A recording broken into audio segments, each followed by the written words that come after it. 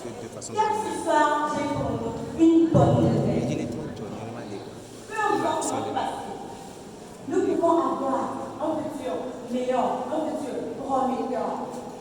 Tout dépendra de nous. Il constate soit qui est présent, soit ton futur, tu peux t'attendre à un futur différent. Avant que nous ne trouvions des réponses à nos questions, permettez, honorablement, distingués invités, chers mon Dieu l'Église, de vous dire bonsoir.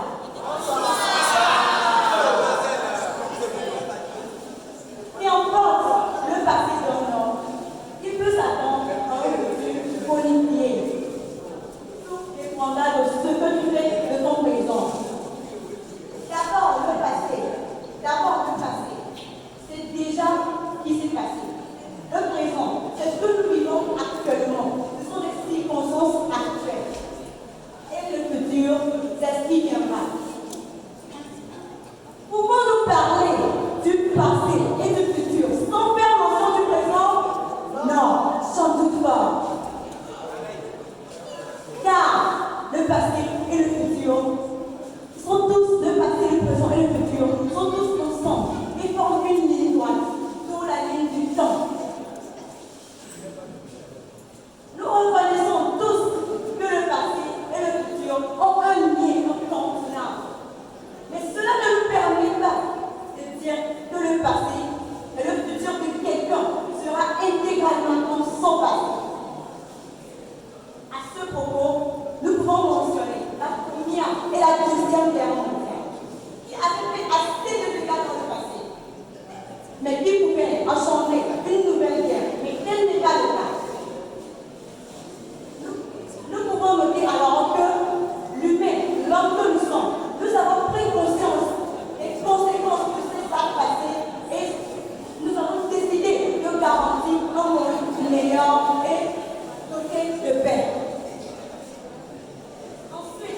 Ensuite, pour notre avenir, le passé ne doit pas être pour nous une source de découragement, de frein ou d'obstacle, mais plutôt une source de motivation. De point d'appui et de fondation. Car le passé de tout homme est pour lui un livre ouvert auquel il doit toujours faire recours pour changer son présent, pour changer son futur, pour écrire une histoire nouvelle. Apprendre à reconnaître ses erreurs du passé et d'en tirer des conclusions est aussi un chemin vers la réussite. Comme le dit Dan Nelson, l'erreur est une formidable opportunité d'apprentissage. Dans notre point de vue, affirmant Dan Turner, les erreurs du passé sont le savoir et la réussite de demain.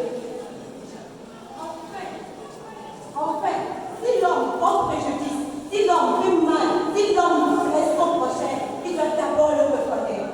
Et après avoir le reconnu ça, il doit chercher à demander pardon, chercher à se faire pardonner pour ouvrir des portes nouvelles, des grandes portes sur son avenir. Il nous arrive, comme le dit Christophe Hall, actuellement dans cette sens, il nous arrive tous, on a dit, de faire des erreurs. Mais la plus grave erreur serait de ne pas les reconnaître. Paul veut franchir bien souvent.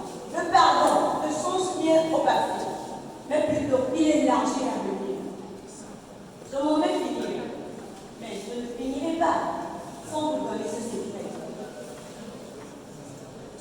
L'avenir de chacun de nous est en ses mains. L'avenir de chacun de nous dépend de lui. Si tu veux vraiment que ton avenir soit meilleur que ton passé, ça dépendra de toi, de tes travaux, de ce que tu donnes, de ce que tu fais, de ton présent.